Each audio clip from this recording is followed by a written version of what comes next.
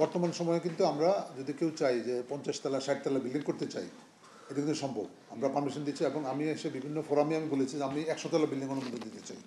But ওটার জন্য হয় কি যে বেসিক রিকোয়ারমেন্ট যে পার্কিং এবং অন্যান্য জিনিসগুলো ওই ফুলফিল করে আমরা কাজ করি। বর্তমান সময়ে কিন্তু ঢাকা শহরে কিন্তু 6 তলা বেসমেন্ট আছে এবং এটা যদি কেউ 10 তলাও করতে চায় আমরা তো পারমিশন দিই পার্কিংয়ের জন্য।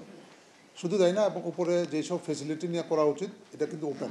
বাট নর্মালি হয় কি প্রত্যেকে বাংলাদেশে আমি যেটা মনে করি যে এটা করতেছে না হলেও এই জন্য যখনই একটা ডেভেলপার বলেন তো ব্যক্তিগত পর্যায়ে বলেন ওটা কস্টিং একটু বেড়ে যায়।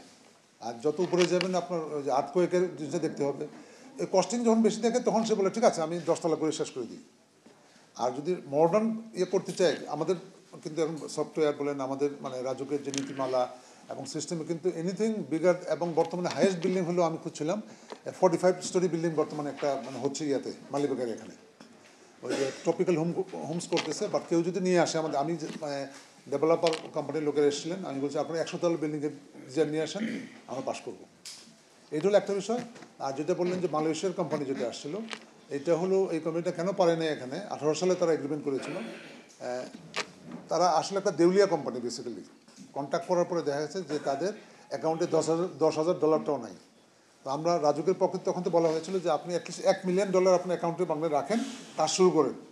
ওই জিনিস শুরুও করতে পারে নাই। তো তাদের হয়তো ইল মোটিভ টোটিভ ছিল, ওইটা নিয়ে আদালতে আসে এবং এটা উই আর ক্লোজিং ডাউন। আর আমরা ওইটা মানে ক্লোজিং ডাউন নতুন করে আমরা চিন্তা করছি। আর যেসব মানে বলেন যে পূর্বাচল অবশ্যই এখনও একটা সুন্দর শহর হবে, না হওয়ার কতগুলো কারণ আছে আমাদের। যেমন আমি এই যে গত সপ্তাহে প্রায় 70টার মতো কমার্শিয়াল মানে প্লট আমরা চিঠি ছেড়ে দিয়েছি। একটা কেস ছিল 18 সালে এক প্রতিষ্ঠানের পক্ষ থেকে, সেই জন্য করতে পারি নাই। বাট এখানেও আমরা চেষ্টা করব যে সুন্দর শহর গড়ার, এখনও অনেক সুযোগ আছে। না হওয়ার কারণ আমি পিডি আছে এখানে যে এতদিন কেন লাগলো সে চিফ ইঞ্জিনিয়ার বলবে, সে প্রথম থেকে সে জড়িত আছে।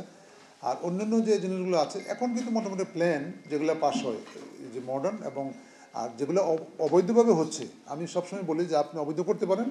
বাট রাজুক এখন যা আছে হয়তো 5 বছর পর এই বিল্ডিংগুলো কিন্তু ভাঙা হবে, কিন্তু আমরা কিন্তু রাখবো না। আমি থাকি যে থাকুক সিস্টেমে মানুষের প্রেশারে চলে আসবে। এখন কিন্তু আমি বলবো আগে থেকে এখন আমাদের সাংবাদিক বাইরে বলেন যে এবং পারিপার্শ্বিক যারা থাকেন কমপ্লেন কিন্তু চলে আসে, হোয়াটসঅ্যাপে চলে আসে, আমরা অ্যাড্রেস করছি আস্তে আস্তে এবং আস্তে শক্ত হচ্ছে। তো একদিনে তো হবে না, সময় লাগবে।